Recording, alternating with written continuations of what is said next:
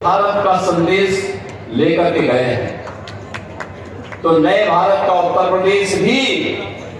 आदरणीय प्रधानमंत्री जी की भावनाओं के अनुरूप उस प्रकार के अत्याधुनिक सुविधाओं से युक्त होकर के जन सुविधाओं को और सुदृढ़ कर रहा है। मैं आभारी हूं आदरणीय रक्षा मंत्री जी का, जिन्होंने न केवल लखनऊ के विकास के लिए बल्कि प्रदेश के विकास को तेजी के साथ आगे बढ़ाने के लिए अपना मार्गदर्शन और अपना पूरा सकारात्मक सक्रिय सहयोग सदैव हमें दिया है। चाहे वो डिफेंस कॉरिडोर के माध्यम से लखनऊ में भारत डायनामिक्स के ब्रह्मोस मिसाइल के निर्माण के कार्यक्रम को आगे बढ़ाने का हो, या फिर भारत डायनामिक्स के एक बड़े प्रोजेक्ट को झांसी नोड में देकर के उत्तर प्रदेश के डिफेंस कॉरिडोर के कार्यक्रम को द्रुत गति से आगे बढ़ाने का कार्य किया है। लखनऊ के समग्र विकास को लेकर के स्टेट कैपिटल रीजन की तर्ज पर लखनऊ का विकास हो, उस प्रकार की सुविधाएं मिले, उनका जो मार्गदर्शन था उसी को प्रभावी ढंग से लागू करते थे आज इसे देश के बड़े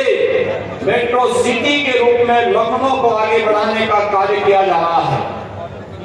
लखनऊ की ग्रीन कॉरिडोर के निर्माण का कार्य हो, किसान पथ के निर्माण का कार्य हो, या फिर इंटरनेशनल कन्वेंशन सेंटर के निर्माण के कार्यक्रम को आगे बढ़ाने का कार्यक्रम, इंटरनेशनल एयरपोर्ट का कार्यक्रम हो, या फिर लखनऊ की बेहतरीन कनेक्टिविटी को जोड़ने के लिए यमुना एक्सप्रेसवे को पूर्वांचल एक्सप्रेसवे के साथ जोड़ते हुए लखनऊ को उसका जंक्शन बनाना, ये सभी कार्य तेजी के साथ आगे बढ़ रहे हैं। बहनों और भाइयों, यहाँ की एक एक जन सुविधा को लेकर के, आम जन की सुविधा को लेकर के, यहाँ के पब्लिक ट्रांसपोर्ट को लेकर के,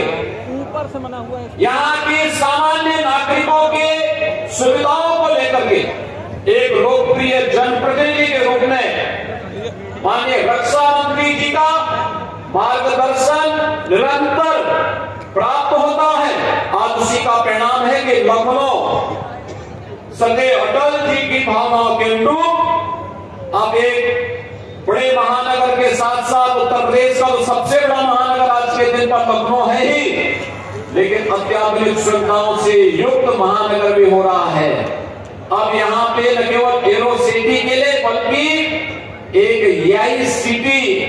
के रूप में भी लखनऊ को आगे बढ़ाने का कार्य डबल इंजन की भारतीय जनता पार्टी की सरकार कर रही है। प्रयागराज में महाकुंभ का आयोजन जहां हो रहा है, उस महाकुंभ के आयोजन स्थल पर भी अपने प्रधानमंत्री जी की प्रेरणा से जो कुंभ स्थल है, यह भी डिफेंस की ही लैंड है, और उस लैंड पर